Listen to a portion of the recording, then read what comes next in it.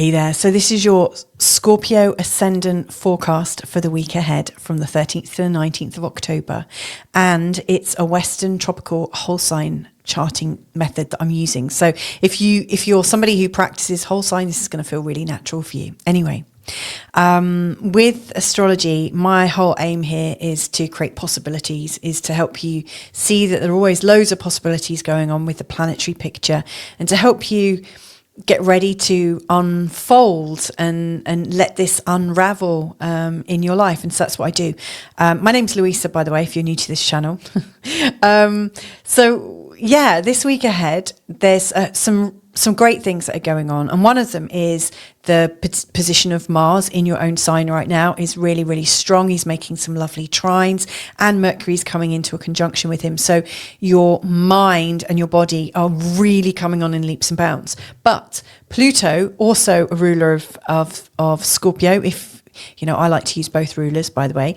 But Pluto's going direct, and that's going to give you a spike of extra energy in this week ahead. So yeah, there's lots of great things. Now, the start of this forecast on the 13th, we've got Venus going into the sign of Libra. So not only have we got Mars in his sign, you know, the masculine planet, but we've also got Venus in her sign, the feminine planet. So there's lots going on. However, we do have an underlying theme throughout this whole week, and that is caused through the Venus and Neptune opposition, which I'm calling the ache for love. And that's hence the title. The more we ache for love, the more we fear being seen. You know, there's some really big themes. We've also got an opposition between the Sun and Chiron, which I always think talks about where our identity has become a pain for us. You know, so for instance, if you've identified with something about yourself, and you've created that story, and you've held that story for a long time, you might have just boxed yourself into your own little perceptual jail. And so, yeah, Chiron is showing you where your identities are harming you. So, yeah, we've got this ache for love. Be careful what you're identifying with in yourself, because it could be harmful. And then lots of fast-paced astrology. So let's have a look at the charts and dive deeper. But before I do that, I just want to thank everybody that supports this channel so far, historically or currently with donations, or even the people who've joined me in membership on my school platform. It's not my platform, it is school, school.com. But I've got my own little site there called Feel Good Astrology. And, you know, I thank you for supporting me with this. If you're a member, I really, really appreciate how we're interacting. You know, the interactions are helping me grow more as an astrologer, and hopefully it's also helping you too. So thank you to everybody who helps me. But anyway, this is my big question to you in this week ahead. So if I dropped the story of being the victim or the hero, what healing truth might emerge? And of course, it would be about healing because Chiron's involved and also Neptune's involved. But we've also got the victim and the hero. Now, both Chiron and Neptune are very good at victimizing themselves. And actually, when Chiron comes round and heals himself, he transcends it. He kind of becomes a hero. So we've got that as a theme. What I want to do in this forecast is see where the victim and hero are showing up for you, and how they might be limiting you, and how sometimes they're the same part of you. You know, because like when we go back, we might realize that, you know, something happened that we didn't get over, and quite rightly, like in some instances, there are things that happened that we would maybe never get over, and we could become a victim, and we could make that our identity and assume that that kind of level of trauma is going to happen again and again and again and again.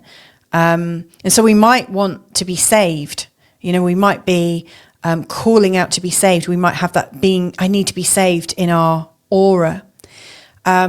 Sometimes we become the victim and then become the hero because of it, where we save others.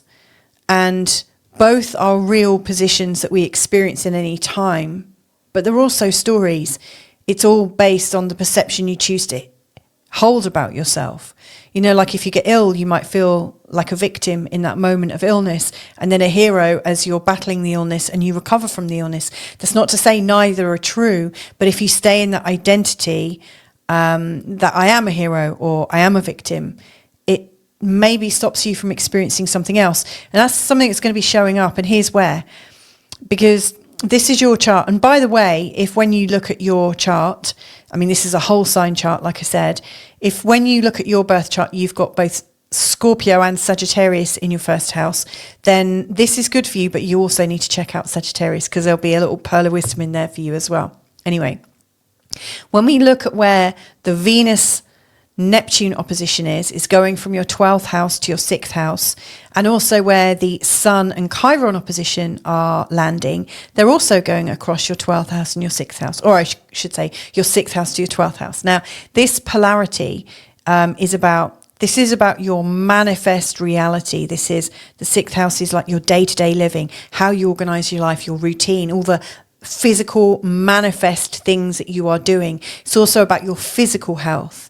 And there's a lot of stories kept in here, because, you know, the more you do something, the more you build up a story about yourself. Oh, on Mondays, I do this. On Tuesdays, I do this. On Wednesdays, I go to keep fit, or whatever it is that you do. They become your stories. It becomes how you define yourself. And I always think that the 12 houses are the story of evolution. Like we're born and we go through each of these houses, sort of gaining different experiences. And then this 12th house, we're losing that identity, and we possibly come into a death before we're reborn again.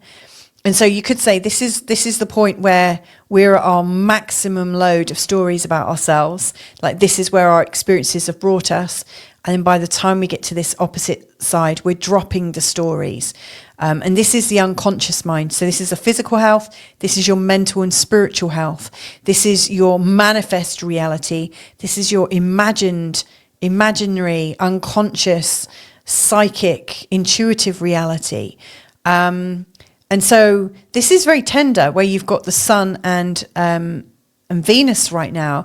It's a place of utter tenderness, where you're really actually wanting some time to yourself, to be gentle, to intuit, to meditate, to journal, to be in the imaginary place of your mind. You know, like when the caterpillar creates a cocoon around him, and then you kind of decompose into some kind of magical soup, you know, and the imaginal cells are creating this new butterfly that comes out.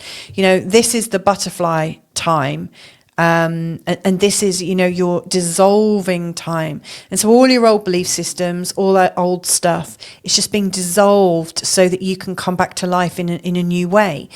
And so, you know, the Sun is about your identity.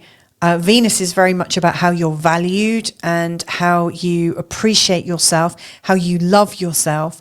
And so there's a lot right now that you're shifting. And this is a perfect time to have these oppositions, in fact, you know, with these two in this 12th house, because you're actually ready to drop some of these stories, because it actually feels more peaceful without the stories running. You know, like when you've got a story that you're the hero of the day and that you're saving everyone, that creates a lot of responsibility that you carry on your shoulders, on top of just looking after yourself.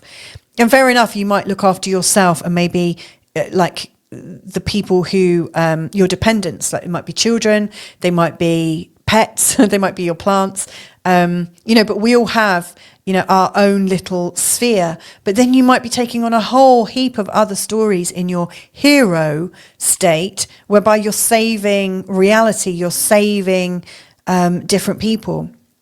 And the question is, how far do you want to go with being the hero? Because does it give you the freedom to just veg at home in your pajamas and put your feet up? Does it give you the freedom to make a different choice? If you're always the hero, how can you do something shitty? Or how can you eat chocolate or whatever it is? How, you know, where is your story holding you to a particular image that you can't get out of? Now here, Venus and the Sun are primed to let go, to gently let go of your stories. So if you're coming up and you're feeling, for instance, if you feel into the victim, you know I felt like a victim many times in my life, you know, and I can easily go there if I choose to, and I can turn up the volume on it and really feel it hard and loud. and my body will start to show that. I will feel very differently, or I could completely turn it down using the power of my imagination. And this is where the Sun and Venus are really perfect, in this intuitive, imaginary and imaginative place in your chart. You could actually notice that you've got a story, and work with it. You can tell yourself the story, you can write about it, you can talk to a trusted friend. This would be a great time for a coaching session where you're prepared to go really deep and not avoid the things that you might ordinarily avoid. So you're ready to let go. I like this. Now, Pluto's also going direct on the 14th, and that's when we might be really mistrustful of some of the situations coming up in our life. We might realise that there's some things happening in our life that maybe feel a little bit subversive, a little bit difficult, like we might be lied to. And maybe because of our identity that we've created, we have made ourselves liable to, like people are prepared to lie to you. This is a place where we might feel deceived. And you might be ready to let go of deceivers, and to come into your own sense of peace and come into the intuitive knowing that you can trust. Now, Pluto, he's going direct on the 14th. And like I said, he's one of your ruling planets, and he's going to give you a mother load of confidence and a sense of control. And so maybe you can kick this habit of feeling badly about yourself and use that to move forwards with some pace. Pluto coming into your 4th house is here to help you have a completely transformed idea of what security feels like. So there's a great opportunity there. And later on we're coming to the Sun in an opposition to Chiron. And so anywhere where we've had pain in running our lives, like a lot of people, the Monday to Friday works really well. Not for everyone, though. I'm not a Monday to Friday person either. And so, Chiron here is really showing where living the Western lifestyle of Monday to Friday, 9 to 5, or more accurately, like Monday to Sunday, 9 to 5, or 9 to 11 o'clock at night. We seem overstimulated now, and the pain of it and what it does to your health can be a lot. And so the Sun is ready for you to give up those stories that you need to be the hero to keep doing it, to do all that overtime or whatever it is that you're doing. This is time to let that go. Let that bad boy go, okay? Do yourself a favour. And the great thing is your ruling planet, your other ruling planet, Mars and Mercury, they're coming closer and closer. Look where they are at the start. And this is where they are at the end of the week. They're coming tighter and tighter. And you'll see this lovely feeling of trines, this grand trine. It's this feeling, intuition, and it's really helping you to be yourself. By the end of the week, Mercury and Mars are also in the trine with the North Node, Saturn and Neptune, as is Jupiter. So this is really protective. This is really helping you find freedom. If you've got curiosity about what's in the world and how else you might find a great way to live your life, Jupiter's there. And he's helpful. He wants to show you there's loads of different things you can do to expand and just feel great about your life. Jupiter and Mars in your 1st house are showing you that you can be strong and that you've got the energy, you've got the brain power to do it. And then Saturn, Neptune and the North Node in the 5th house is really showing you what you might need to do to realize your passions. So there's a lot of great stuff. And then Venus, she's connected to Pluto, your ruling planet, and also Uranus. These are reprogramming your like the soul-based level, your unconscious mind, the ancestral stories and the stories of your childhood. So this is a very, very strong week. Really strong. My last point is right at the end of the week, we've got the Sun coming into this grand square. You'll see at the start, the Sun's not quite making that grand square. It's a 3-sided square. There it is, and it's full 4 sides. And this is really showing where, what you think about your identity could make or break you. The Pluto, Jupiter and Chiron T-square is there to give you the chance to shift exponentially out of whatever doldrums you find yourself in. So this is bringing me back round to the question, if I drop the story of being the victim or the hero, what healing truth might emerge? and what becomes possible when I stop trying to save or be saved. So what possibilities are there for you? Well, I see the first real possibility is that you get off your own back.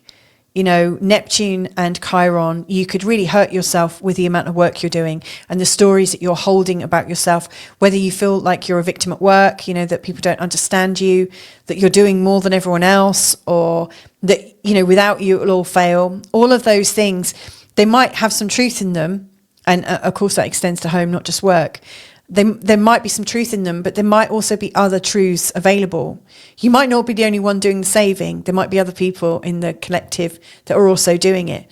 You might also find that your health is suffering. The sixth house has a lot to do with our physical strength.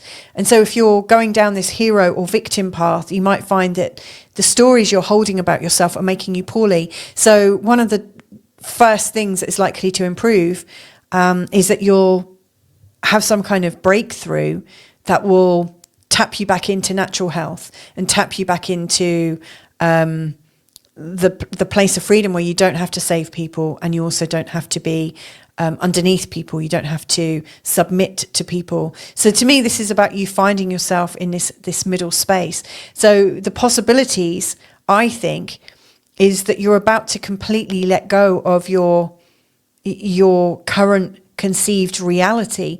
And, you know, next week we've got the new moon in Libra, and then shortly after that we'll have, you know, the sun and the moon and Mercury and also Mars in your first house. And to me, this is a relaunch. So to me, as I'm looking at this, I'm thinking, wow, Scorpio, you're about to like let go of the stuff that's held you back from really flourishing. So I'm going to leave that there. Now, if this has spoken to you at some level and you think, wow, she really gets me, then you might want to have a personal reading and go even deeper. So if that's of interest to you, just click on the links below or have a look on my channel page, and you'll find links where you can just book directly into my diary and invite me to work with you. I'm totally happy with that.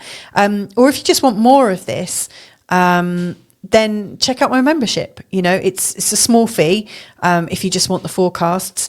And there's Monday to Friday forecasts where I go in even deeper from different perspectives, and I'm a lot less formal. I'm really, really homespun there. And there's also a weekly love forecast and also a weekly money and ambition forecast for all 12 signs, all 12 ascendants. So you might find that useful. But anyway, I hope you found it helpful today. Thanks for joining me here, and I hope to catch up with you next week. Lots of love. Have a good one. Bye for now.